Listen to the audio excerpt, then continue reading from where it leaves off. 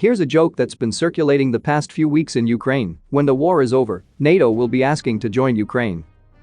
The punchline makes a point of both the pride in the Ukrainian army's stunning efforts to repel the Russian invaders and the bitterness at the North Atlantic Alliance's hesitations to open membership to Kyiv.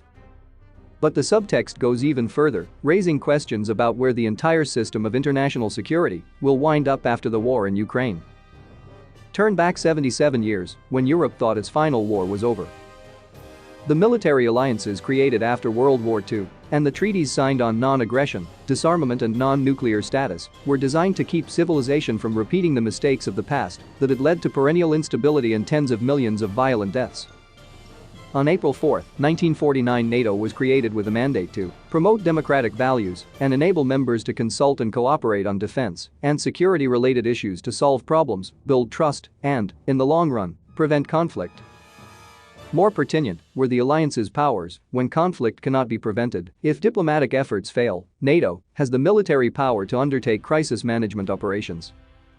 These are carried out under the Collective Defense Clause of NATO's founding treaty, Article 5 of the Washington Treaty, or under a United Nations mandate, alone or in cooperation with other countries and international organizations. It was an alliance that for the next 4 decades would fit soundly in the Cold War logic of détente. So in 1991, when the USSR collapsed and Ukraine, along with other Soviet republics, became independent, the rationale of NATO and its bylaws would essentially begin a slow burn. The Cold War was over and the world began to disarm. Ukraine was one of the ex-Soviet nations that renounced nuclear weapons in exchange for security guarantees from partner countries. In 1994, the Budapest Memorandum was signed, under which Russia, Britain and the United States undertook to respect Ukraine's independence, sovereignty and existing borders, and to seek immediate action by the UN Security Council should Ukraine fall victim to an act of aggression. 20 years later, the Budapest Memorandum was violated when Russia annexed Crimea and then invaded Ukraine in 2014, first occupying part of the Donetsk and Lugansk regions. Another 8 years has brought us to the present, with Moscow's unleashing of a full-scale war against Ukraine.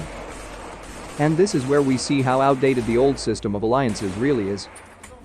One of the motives the Kremlin has given for the war is the prospect of Ukraine joining NATO, although when the war began there was no realistic possibility of this for at least 10 years. From the outset of the war, Ukraine asked the US and NATO to secure a no-fly zone over the country, which was quickly refused. The reason is obvious and comprehensible: the fear that the entry of the alliance countries into the war could set off what US President Joe Biden called World War III, which could include nuclear weapons. That, we must acknowledge now more than ever after the atrocities of last week, leaves thousands of Ukrainian civilians to die by so-called conventional weapons. Where does that leave Ukraine? And NATO? Despite all the moving speeches Ukrainian President Volodymyr Zelensky has made before the parliaments of NATO countries, the alliance has proven to be ineffectual in the face of real war. That brings us back to the joke: what was left, instead, was the Ukrainian army. The stubbornness and professionalism of Ukrainian soldiers and military command came as a great surprise even to the all-knowing US intelligence service. That has also prompted Ukraine's neighbors, primarily Poland, to propose future military alliances with Ukraine, with UK Prime Minister Boris Johnson also expressing interest.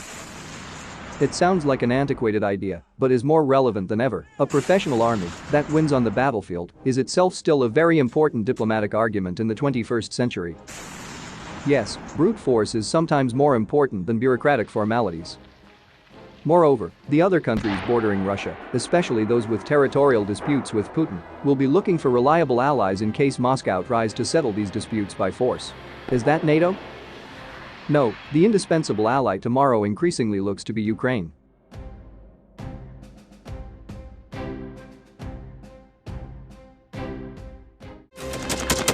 Thanks for watching, and don't forget to subscribe. Also, if you want to support Warthog Defense, please become our member and get early access to new videos, exclusive members-only videos, and become administrator in comment section. The membership link is in the description. Rescues every day. We had a guy last week, it's 6 rescues in 6 days. He's doing the job every day.